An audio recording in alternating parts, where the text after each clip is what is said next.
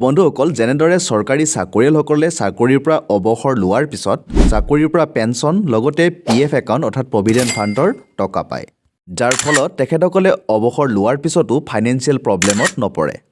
কিন্তু যিসকল লোকে চাকৰি নকৰে প্ৰাইভেট কাম কৰে নতুবা ব্যৱসায় কৰে তেখেতসকলে চৰকাৰী পেঞ্চন বা প্ৰভিডেণ্ট ফাণ্ডৰ টকা নাপায় যাৰ ফলত তেখেতসকলৰ এটা বয়সৰ পিছত ফাইনেন্সিয়েল প্ৰব্লেমত পৰিব লগা হয়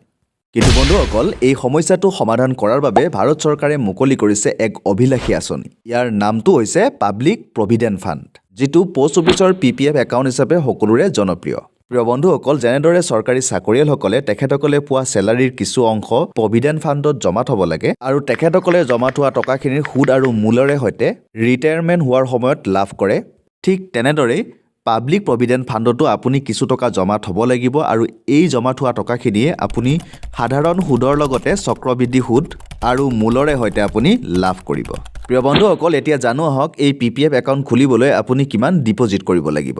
প্ৰিয় বন্ধুসকল আপুনি জানিবলৈ পাই সুখী হ'ব যে এই পিপিএফ অৰ্থাৎ পাব্লিক প্ৰভিডেণ্ট ফাণ্ডত আপুনি মিনিমাম 500 টকাৰ পৰা ইনভেষ্ট কৰিব পাৰিব এক বছৰত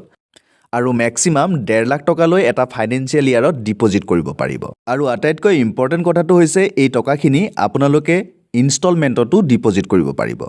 যেনে ধৰি লওক আপুনি বছৰত এটা 12,000 টকা ডিপ'জিট কৰিব বিচাৰিছে তেনেহ'লে আপুনি প্ৰতিমাহে 1,000 টকা কৰিও ডিপ'জিট কৰিব পাৰিব আৰু যদিহে গোটেই বছৰটোত আপুনি 1,000 টকা এটাও ডিপ'জিট কৰিব পৰা নাই তেনেহ'লে মিনিমাম 500 টকা এটা লামচাম এমাউণ্ট আপুনি ডিপ'জিট কৰি ৰাখি আপোনাৰ একাউণ্টটো এক্টিভ কৰি ৰাখিব পাৰিব অৰ্থাৎ কথাটো হ'ল পোষ্ট অফিচৰ পিপিএফ একাউণ্টত মিনিমাম 500 টকাৰ পৰা মেক্সিমাম 1.5 লাখ টকালৈ ডিপ'জিট কৰিব পাৰিব এক বছৰত তেনেহ'লে প্ৰিয় বন্ধুসকল এতিয়া জানো আহক এই পিপিএফ একাউণ্ট অৰ্থাৎ পাব্লিক প্ৰভিডেণ্ট ফাণ্ডত আপোনালোকে কিমান ইণ্টাৰেষ্ট লাভ কৰিব প্ৰিয় বন্ধুসকল আপোনালোকে নিশ্চয় জানে পোষ্ট অফিচৰ প্ৰতি বছৰে কোৱাৰ্টাৰলি ইয়াৰ ইণ্টাৰেষ্ট ৰেটবোৰ সলনি হৈ থাকে বৰ্তমান যিহেতুকে 2024 চনৰ ছেকেণ্ড কোৱাৰ্টাৰ চলি আছে আৰু এই ছেকেণ্ড কোৱাৰ্টাৰত ইয়াৰ ইণ্টাৰেষ্ট ৰেট হৈছে 7.1%। প্ৰিয় বন্ধুসকল এতিয়া জানো আহক এই পিপিএফ একাউণ্ট অৰ্থাৎ পাব্লিক প্ৰভিডেণ্ট ফাণ্ড কোনসকল ব্যক্তিয়ে খুলিব পাৰিব প্ৰিয় বন্ধুসকল এই পাব্লিক প্ৰভিডেণ্ট ফাণ্ডৰ একাউণ্ট খুলিবলৈ আপুনি এজন ভাৰতীয় নাগৰিক হ'ব লাগিব লগতে আপোনাৰ 18 বছৰ হ'ব লাগিব 2 নম্বৰ আপোনাৰ যদি 18 বছৰ হোৱা নাই তেনেহ'লে আপোনাৰ মা বা দেউতাই আপোনাৰ নামত একাউণ্ট খুলিব লাগিব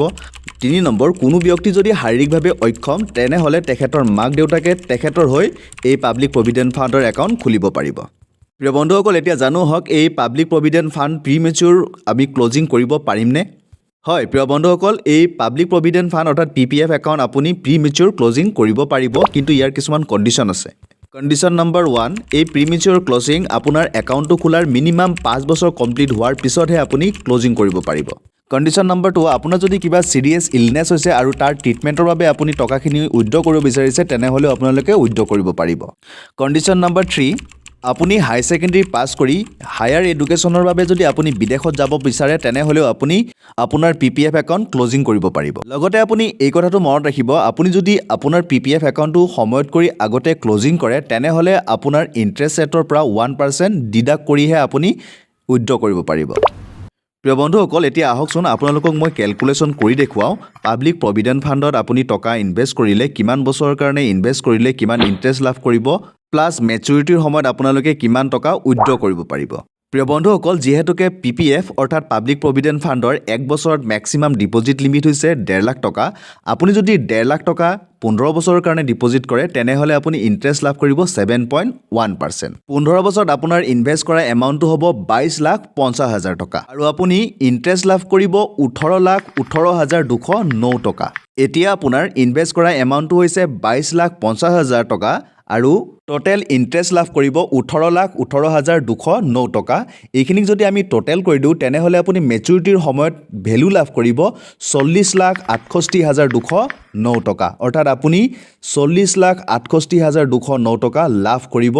এই পিপিএফ একাউণ্টত ডিপ'জিট কৰিলে ইয়াৰ উপৰিও বন্ধুসকল আপোনালোকে যদি অকণমান ৰিস্ক লৈ মিউচুৱেল ফাণ্ডত ইনভেষ্ট কৰে ধৰি লওক আপোনালোকে প্ৰতিমাহে 12,500 টকা কৰি ইনভেষ্ট কৰে 15 বছৰৰ কাৰণে তেনেহ'লে আপোনাৰ নিশ্চয় ৰিস্কটো কম হৈ যাব আপুনি অতি কমেও 15% এনুৱেল ৰিটাৰ্ণ পাৰ্চেণ্টেজ লাভ কৰিব তেনে ক্ষেত্ৰতো পিপিএফ একাউণ্টৰ দৰেই আপোনাৰ মিউচুৱেল ফাণ্ডত ইনভেষ্টমেণ্ট এমাউণ্ট 22,50,000 টকা হ'ব কিন্তু মেচুৰিটিৰ সময়ত PPF একাউণ্টত পোৱা এমাউণ্টত কৰি আপুনি ডাবল এমাউণ্ট লাভ কৰিব 84,60,788 ৰুপিজ আপুনি মেচুৰিটিৰ সময়ত লাভ কৰিব যদিহে আপুনি অকণমান ৰিস্ক লৈ মিউচুৱেল ফাণ্ডত ইনভেষ্ট কৰে প্ৰিয় বন্ধুসকল যিহেতুকে PPF একাউণ্টত ইণ্টাৰেষ্ট ৰেটটো 7.1% পোৱা যায় যদিও চৰকাৰী অনুষ্ঠান হোৱাৰ বাবে ইয়াৰ ৰিস্কটো কম তথাপিও আপোনালোকে যদি মিউচুৱেল ফাণ্ডত ইনভেষ্ট কৰে তেনেহ'লে আপোনালোকে 15 বছৰত ইয়াৰ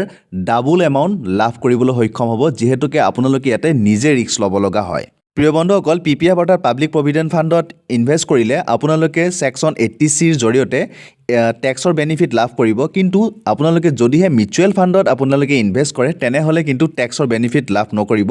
আৰু যদিহে আপোনালোকে টেক্সৰ বেনিফিট লাভ কৰিব বিচাৰিছে মিউচুৱেল ফাণ্ডত তেনেহ'লে আপোনালোকে ELSS মিউচুৱেল ফাণ্ড পাৰ্চেছ কৰিব লাগিব য'ত আপোনালোকে ছেকশ্যন 80Cৰ জৰিয়তে টেক্সৰ বেনিফিট লাভ কৰিব প্ৰিয় বন্ধুসকল যেহেতুকে মিউচুৱেল ফাণ্ডত বহুত ৰিস্ক থাকে সেয়েহে মিউচুৱেল ফাণ্ড ক্ৰয় বা পাৰ্চেছ কৰাৰ আগতে আপোনালোকে ইয়াৰ ৰিলেটেড ডকুমেণ্টসমূহ শুদ্ধকৈ পঢ়ি ল'ব আৰু জানকাৰী হ'লেহে আপোনালোকে ইয়াতে ইনভেষ্ট কৰিব যেহেতুকে ইয়াতে আপোনালোকে হাই ৰিটাৰ্ণ লাভ কৰিব সেয়েহে ইয়াতে হাই ৰিস্কো আপোনালোকৰ উপলব্ধ হ'ব আপুনি যদি এই ভিডিঅ'টো চাই ভাল পাইছে তেনেহ'লে আপোনাৰ বন্ধু বা বান্ধৱীক ভিডিঅ'টো শ্বেয়াৰ কৰি দিব লগতে ভিডিঅ'টো চাই কেনেকুৱা পাইছে কমেণ্ট কৰিবলৈ একেবাৰে নাপাহৰিব আৰু যদিহে প্ৰথমবাৰৰ বাবে মোৰ চেনেলটোত ভিডিঅ' চাই আছে তেনেহ'লে চেনেলটো ছাবস্ক্ৰাইব কৰি দিব লগতে কাষত থকা বেল আইকনটো টিপি নটিফিকেশ্যন অন কৰি ল'ব পুনৰ অন্য এটা ভিডিঅ'ত আপোনালোকক সকলোকে লগ পোৱাৰ প্ৰতিশ্ৰুতিৰে আজিলৈ বিদায় মাগিছোঁ ধন্যবাদ